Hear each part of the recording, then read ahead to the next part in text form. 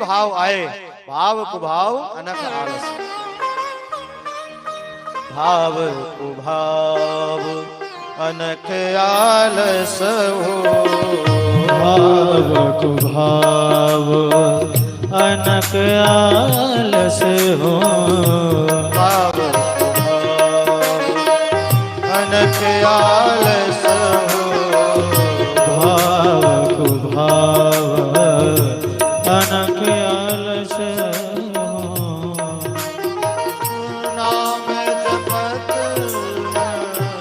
गल दिस दस हो, नाम जपतो मंगल दिस दस हो, नाम जपत गल दिस दस हो, नाम जपतो मंगल दिस दस हो, भाव अनक आलस हो, भाव कुभाव अनक आलस हो, भाव कुभाव मंगल भवन अमंगल हारी, मंगल भवन अमंगल हारी, मंगल भवन अमंगल हारी, मंगल भवन अमंगल हारी, उमा सहित जही जप त्रिपुरारी, उमा सहित जहि जप त्रिपुरारी, श्री राम जय राम, श्री राम जय राम जय जय राम, श्री राम जय राम जय जय राम, श्री राम जय राम सभी गाए भाव से, जय राम, श्री राम जय राम जय जय राम, श्री राम जय राम जय जय राम,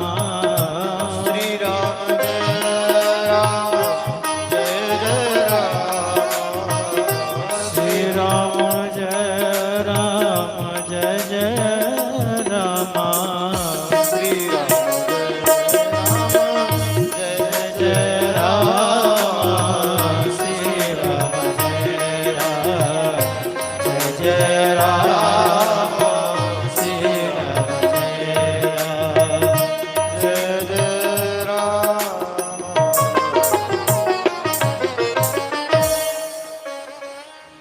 कैसे भी होए, सत्संग में जाओ, संतों के पास में बैठो तो भक्ति मिल जाएगी। जगन्नाथपुरी में एक महात्मा रहते थे, प्रतिदिन भिक्षा याटन करते थे। एक दिन भिक्षा मांगने के लिए गांव में गए, एक मैया पोता लगा रही थी, पोछा लगा रही थी, घर में गोबर से मिट्टी से लेपन कर रही थी, कपड़े में लगा कर। संगति से क्या होता है जरा ध्यान देंगे, बड़े गौर से श्रवण करना। महात्मा गए और ये मैया ज्यादा चिड़चिड़ी थी, बाबा इसको चिढ़ाते भी देखो। आज पहुंच गए दरवाजे में, मैया पोता लगाई रही थी, अरे मैया भिक्षा दे दे हमें। अब मैया के माथे से पसीना निकल रहा, काम करने में लगी, जरा बूढ़ी भी हो गई, इसलिए थकान भी होती है। गुस्से के मारे जब बाबा ने 2-3 बार इससे भिक्षा मांगी तो इससे रहा नहीं गया और इसने क्या किया, खींच के वही पोता जो हाथ में ली थी, एक कपड़े से पोता लगा रही थी, आज उसी पोता को उठा करके इसने बाबा जी के ऊपर प्रदान कर दिया, भिक्षा के रूप में पोते ही दिए। और फेंक के जैसे ही मारा, बाबा जी तो खिलखिला के हंस पड़े, वाह भैया तैने तो आज गजब कर दिया, आज तूने पोता मारा है, लेकिन चिंता मत कर, बाबा जी को तूने पोता मारा है और बाबा जी ऐसा आशीर्वाद देंगे कि तेरे घर साल भर के अंदर पोता जरूर होए। उस पोते का प्रभाव देखो, अभी कहां था वो, संसारी के पास था। जरा विचार करना, मालूम है उस पोते को बाबा जी ने क्या किया? बाबा जी ने पोता उठाया और लेके चले गए अपनी कुटिया में। कुटिया में गए, बाल्टी में पानी लिया और उस पोते को साफ किया, क्योंकि मिट्टी गोबर लगा हुआ था। उसको स्वच्छ बनाया और धूप में उसको सुखाया। तो जरा सूती कपड़ा था, बाबा जी ने देखा ये तो बढ़िया कपड़ा है, इससे दीपक बढ़िया बनाया जा सकता है। इसलिए महात्मा ने उस कपड़े के छोटे छोटे टुकड़े उसके बना लिए और उसको बना करके सुंदर आज दीपक जो जलता है तो मिट्टी का दीपक लिया और उसमें सुंदर तेल भरा और वही जो कपड़ा था उसको भर करके बत्ती बना करके और उस दीपक में रख करके और जैसी जलाई ठाकुर जी के सामने रखा।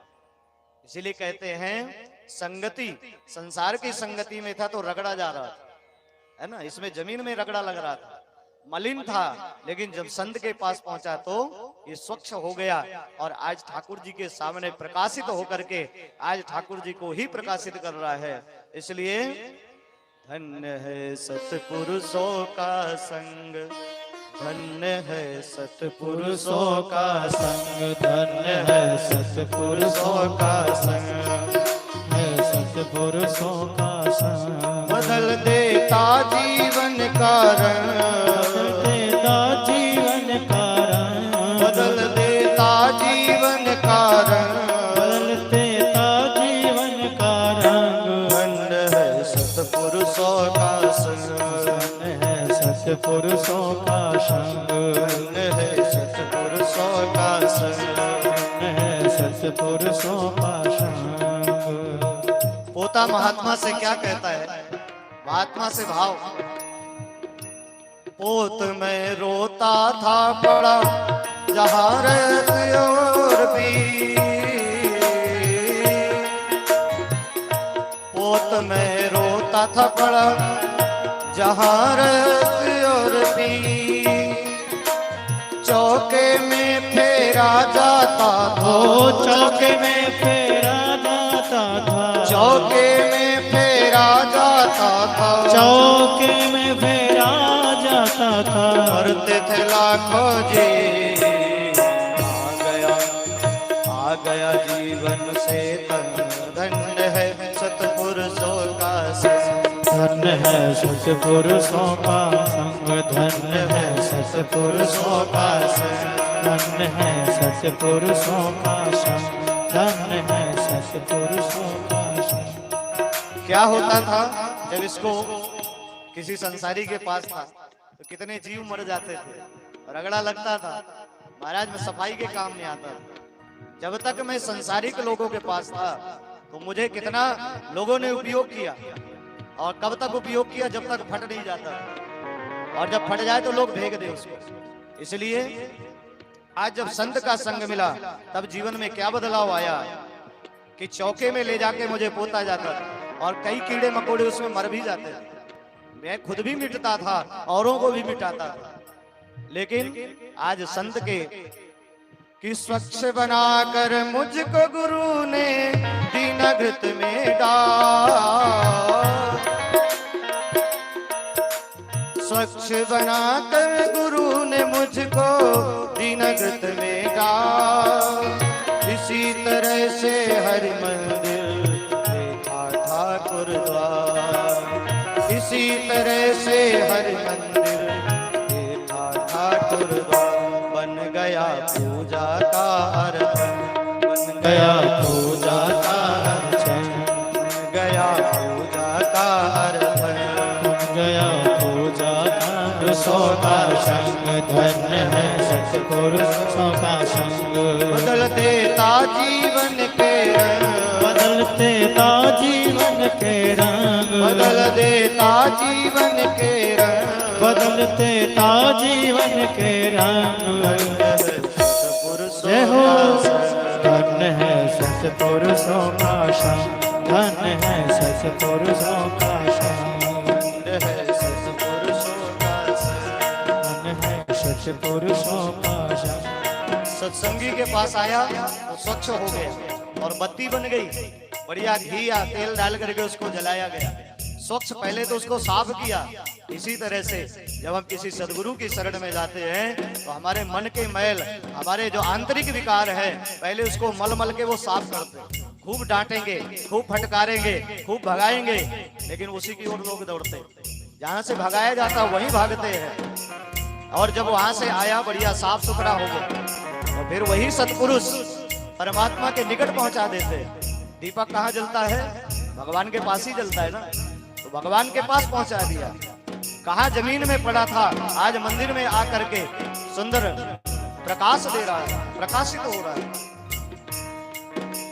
झूला करूं आरती ऊपर गरुण करे गुणगान, करुण करे गुणगान। झूला करूं आरती ऊपर गरुण करे गुणगान, करुण करे गुणगान।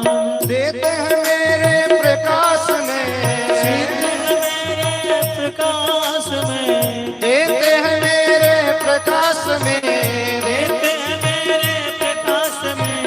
दर्शन दीनाना, दर्शन दीना। सतपुरुषों का संग, धन्य है सत्पुरुषों का संग, धन्य है सत्पुरुषों का संग। बदलते ताजीवन का ढंग, बदलते ताजीवन का ढंग। धन्य है सत्पुरुषों का संग, धन्य है सत्पुरुषों का संग, सत्पुरुषों का संग। आज वही पोता जो मैया के पास किस तरह कीचड़ में लिपटा हुआ था, संत के पास पहुंचता है। पहले लाइट नहीं होती थी, और आज भी मंदिरों में कई जगह ऐसा है जहां लाइट नहीं जलती, तो भगवान के दर्शन कैसे होते हैं? जो वहां दीपक जल रहा होता है, भगवान के बाजू में दीपक जल रहा होता है। मानो आज वही पोता कह रहा है कि धन्य है ये संत जिन्होंने मुझे उठा करके कहां से फर्श से अर्श तक पहुंचा दिया, कहां जगत से आज जगदीश के पास तक पहुंचा दिया। इसलिए मेरा जीवन धन्य हो गया। और जब तक मैं जलूंगा नहीं, यहाँ मिटूंगा भी तो कोई दिक्कत नहीं है। यहाँ यदि मैं समाप्त भी हो जाऊंगा तो कईयों को दर्शन करा के जाऊंगा। मेरी ज्योति से गोविंद के दर्शन होंगे तो कितने लोगों को लाभ मिलेगा। मैं तो मिटूंगा, लेकिन साथ में कितनों को बना करके जाऊंगा। और गोविंद दर में मिट जाए, उससे बड़ा जीवन का और कोई लक्ष्य और समय नहीं हो सकता। इसलिए लेकिन एक दिन महात्मा भ्रमण करते करते मैया के यहाँ पहुंच गए। साल भर बाद, 1 साल के बाद बाबा आए, तो आज तो मैया नाराज नहीं हुई। मैया गदगद होकर के, अरे बाबा जी, हम तो तुम्हारी राह 1 वर्ष से देख रहे हैं, आप तो आए भी नहीं। बोले क्या करें मैया, आना तो चाहता था, पर सोचता था कि कहीं मैया फिर से ना पोता उठा के मार दे। और एक बार आशीर्वाद दे के गया हूं तो चलो चल करके देखें। अरे बोले बाबा, तेरा आशीर्वाद सफल हो गया। कहा सफल हो गया? बोले 1 वर्ष है गया, 12 वर्ष हो गए थे बेटा का ब्याह भय, घर में कोई आज तक किलकारी ना गूंजी। और जिस दिन से मैंने पोता फेंक के मारा और तुमने आशीर्वाद दिया, वो आशीर्वाद ऐसी फलीभूत हुआ कि संत माधव दास भी उत्तर इसी का देगा। पोता अगर दिया है तो पोता तुम्हें मिलेगा। तुमने मुझे पोता दिया था, इसलिए मैंने भी आशीर्वाद दिया कि जिसको तुमने पोता मारा है, भगवान उस पे कृपा करेंगे, तेरे घर में पोता आ जाएगा। और देख, लेकिन मैया के आज नेत्र सजल हो गए। और मैया कहती, बाबा मैंने तेरा कितना अपमान नहीं किया, मैंने तो क्रोध में आकर के वो पोता फेंक के मारा था, प्रेम से थोड़ा ही मारा था।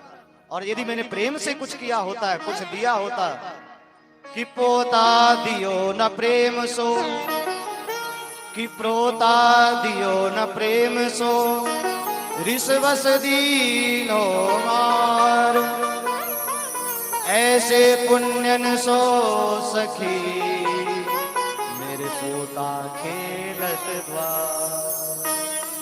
ऐसो पुण्यन से सखी, मेरे पोता खेले द्वार। और क्या कहती है कि जो मैं से संत को, ऐसे तपस्वी महात्मा को, ऐसे योगी को, कि जो मैं से संत को